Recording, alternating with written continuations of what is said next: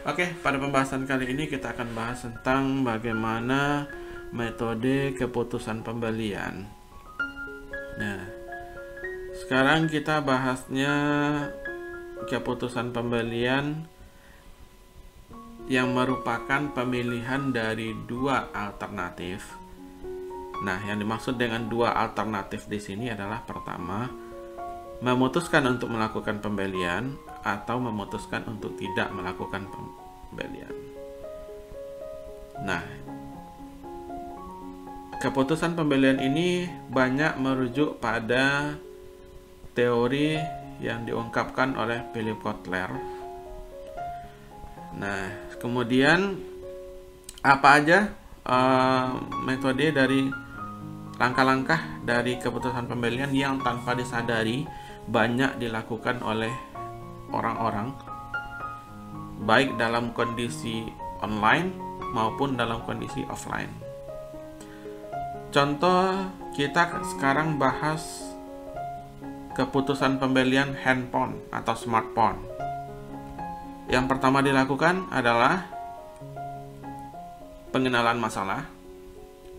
Nah, pengenalan masalah ini contohnya kita langsung contohkan aja dalam smartphone. Yang pertama, kita tidak punya smartphone. Nah, kita awali dulu bahwa kita tidak memiliki smartphone. Dan kita sangat membutuhkan adanya smartphone. Nah, sekarang kita menyadari bahwa kita sedang membutuhkan sesuatu gitu.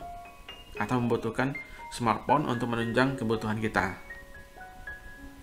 Nah, kemudian setelah kita menyadari dan kita lihat ada kecukupan uang atau terutamanya pendanaan untuk pembelian smartphone, maka yang lanjut kita lakukan adalah pencarian informasi.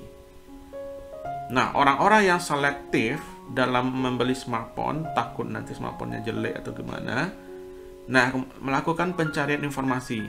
Yang biasa dilakukan adalah mengumpulkan brosur-brosur dari smartphone. Nah, kalau saya pribadi sih kayak gitu. Kumpulkan informasi-informasi tentang smartphone, mungkin dari brosur-brosurnya, cari di toko-toko smartphone, kemudian setelah dikumpulkan, kan dapat banyak itu, banyak. Kemudian setelah dapat banyak smartphone, maka yang selanjutnya dilakukan adalah evaluasi alternatif. Dipilah itu. Nah, mungkin menggunakan item-item tertentu. Contoh, kita mau lihat RAM-nya yang bagus misalnya. Dengan tentunya membandingkan harga. Kalau ya orang ekonomi tahulah membandingkannya harga terus kan. Nah, kita lihat perbandingannya, mungkin dibandingkan dengan harga RAM-nya, kemudian kualitasnya, kemudian mungkin yang lainnya yang sesuai dengan kebutuhan.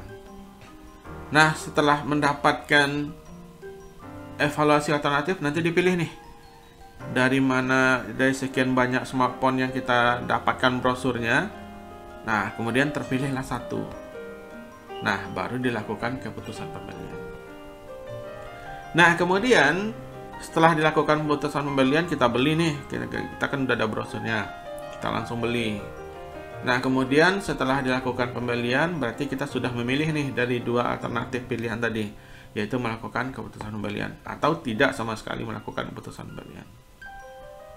Nah, kemudian setelah dilakukan pembelian, baru digunakan selama beberapa waktu, baru muncul perilaku pasca pembelian. Nah, perilaku pasca pembelian ini adalah perilaku yang muncul akibat penggunaan dari produk atau jasa yang sudah diputuskan untuk dibeli kembali sebelumnya.